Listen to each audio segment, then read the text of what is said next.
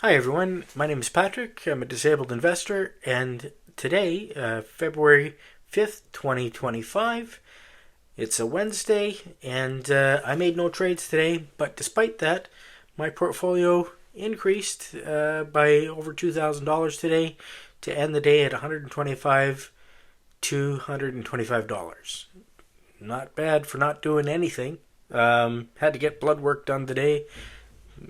I'm still legally blind, so this whole thing with working on the computer and the phone is really challenging. It takes me a long time to do this stuff, but anyways, as you can see, my best performing today was ARM Holdings, followed by Nvidia. Worst were Google and or Alphabet and AMD options. Just the way the cookie crumbled today, but I'm still outperforming the market in the long term, and that's what really counts. So that's what happened today. Thanks for watching. Appreciate you spending time with me. If you enjoy my content, please give me a subscribe, maybe a thumbs up. Thank you.